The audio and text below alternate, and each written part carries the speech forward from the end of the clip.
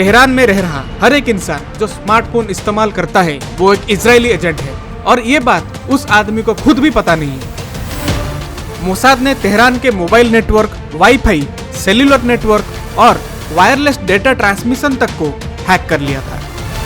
Tehran में हर एक traffic signal में लगी हुई सीसीटीवी कैमरा भी इजरायल ने हैक कर लिया था।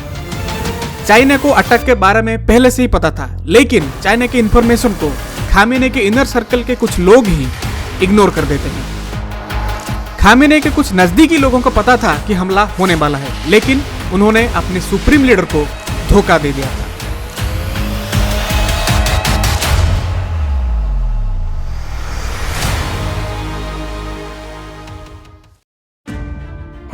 फरवरी 2026 सुबह 6:45 इजराइल के नेवातीम एयरबेस से 40 F-35 फाइटर जेट उड़ान भरते हैं। ये फाइटर जेट अपने साथ स्पैरो मिसाइल लेकर उड़ रहे थे। स्पैरो मिसाइल 1000 किलोमीटर की दूरी से सिर्फ एक डाइनिंग टेबल जितनी जगह पर बैठा हुआ इंसान पर बिना चुके वार कर सकता है। इजरायली F-35 फाइटर जेट तेजी से तेहरान की ओर बढ़ रहे थे। दूसरी तरफ आयतुल्ला खामेनी अपनी ओर आ रही खतरे से अनजान एक जरूरी हाई लेवल मीटिंग के लिए तेहरान के बीच एक कंपाउंड की तरफ जा रहे थे। कंपाउंड में खामेनी के साथ ईरान सरकार के कई अधिकारी और मंत्री मौजूद थे। इजरायली पायलट्स को निर्देश मिलता है कि ईरान के एयर स्पेस में दाखिल होना है और ईरान के एयर डिफेंस सिस्टम से बचते हुए तेहरान के पास्टर स्ट्रीट में एक बिल्डिंग के ऊपर बम गिराना है। इजरायली F-35 जेट ठीक 9:50 पर ईरान के एयर स्पेस में घुसते हैं और उसी बिल्डिंग के ऊपर बमबारी करते हैं। उसी वक्त खामेनी ईरान के टॉप मिलिट्री ऑफिसर्स और मिनिस्टर्स से मिल रहे थे। तभी अचानक भयानक धमाका होता है। खामेनी और उनके साथ बैठे हुए ईरान के टॉप लीडरशिप सिर्फ एक झटके में मारे जाते हैं। इजराइल ने आखिर आयतुल्ला खामेनी के सही लोकेशन ट्रैक कैसे की? असल में इसके पीछे मोसाद का बहुत बड़ा हाथ है।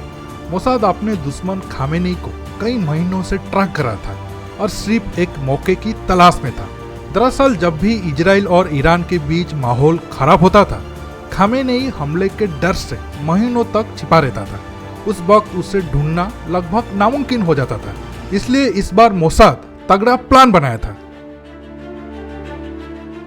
ईरान की जनता बढ़ती महंगाई और भ्रष्टाचार से बहुत परेशान थी, इसलिए खामेनी के खिलाफ लगातार विरोध प्रदर्शन हो रहे थे। यहाँ पर मोसाद को एक अच्छा मौका नजर आया। मोसाद ईरानी नागरिकों के मोबाइल फोन को हैक करके उन्हें सरकार विरोधी वीडियो और कई सारे इमेजेस लगातार भेजने लगा, जिससे खामेनी शासन के खिलाफ लोग और भड़कने लगे। तेहरान में माहौल खराब होने लगा और आए दिन वहां पे दंगे फसाद होने लगे। बहुत ज्यादा लोग विरोध प्रदर्शन करने सड़कों पर उतरने लगे। इजरायली खुफिया एजेंसी ने तेहरान में मोबाइल टावर तक हैक कर लिया था। तेहरान के लोगों का फोन हैक करके उनके आसपास की बातें और लाइव लोकेशन डिटेल्स तेल अवीव में बैठे मोसाद के एजेंट्स रिकॉर्ड करने लगे। लोगों के स्मार्टफोन के कैमरा जो भी देखता था वो सब डिटेल्स भी मोसाद को मिल रहा था। यानी तेहरान की आम जनता इजरायली एजेंट बन के घूम रही थी और उन्हें खुद ये बात पता ही नहीं था। मोसाद ने ट्रैफिक सिग्नल में लगे कैमरों को भी हैक कर लिया था, जिससे तेहरान में ईरान के टॉप अधिकारी किस समय किस दिशा की तरफ जा रहे थे वो सब डिटेल्स भी तेल अवीव पहुंच रहा था। हजारों लाखों डेटा जैसे कि फोटोज, वीडियोज, वॉइसेस और यहाँ तक कि छोटे मोटे हलचल को गणितीय रूप से गणना करने के बाद मोसाद एक पैटर्न को विकसित करता है, जिससे खामेनी के 28 फरवरी वाले स्थान के बारे में अंदाजा लग जाता है। लेकिन हमला करने के लिए इतना काफी नहीं था, क्योंकि यह हमला एक सरप्राइज हमला होना चाहिए और अगर कोई भूल चूक हो जाए तो फिर आयतुल्ला खामेनी को ढूंढने में फिर से महीने टाइम लग जाएंगे। यहाँ पे इजराइल के मदद करने के लिए अमेरिका की सीक्रेट एजेंसी CIA सामने आती है। CIA की ग्राउंड एजेंट्स तेहरान के सिक्योरिटी एजेंसी में शामिल थे और खामेनी के इनर सर्कल में रह रहे लोग भी इन एजेंट से मिले हुए थे।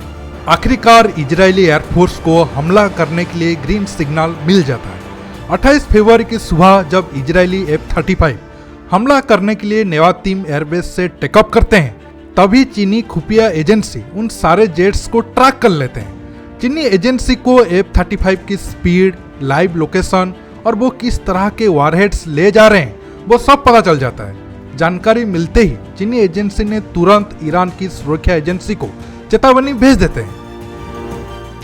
लेकिन ईरान में बैठे ऑफिसर्स वो सारे इंफॉर्मेशन को जानबूझकर इग्नोर कर देते हैं और माना जाता है कि इसके पीछे भी CIA एजेंट्स का हाथ था।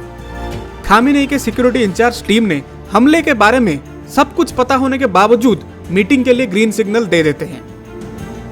इजरायली F-35 जेट्स ठीक 9:50 पर ईरान के एयर स्पेस में घुसते हैं और उनके एयर डिफेंस सिस्टम से बचते हुए पास्टर स्ट्रीट में उस बिल्डिंग पर जिसमें खामेनेई मौजूद थे वहां पर बमबारी करते हैं। खामेनेई और उनके साथ बैठे हुए ईरान के टॉप लीडरशिप एक झटके में मारे जाते हैं। खामेनेई की लाश को अमेरिकी राष्ट्रपति डोनाल्ड ट्रंप को दिखाई जाती है और ट्रंप सार्वजनिक रूप से खामेनेई की मौत की पुष्टि करते हैं। इससे पहले भी कई बार मोसाद अपनी दुश्मनों को बड़े अनोखे तरीके से मारता आ रहा है। 2024 में लेबनान में हिजबुल्लाह आतंकवादियों के पेजर में मोसाद ने बम लगाया था और समय आने पर लगातार पेजर फटने लगे जिसमें कई आतंकवादी मारे गए थे। दोस्तों, इस वीडियो में बस इतना ही।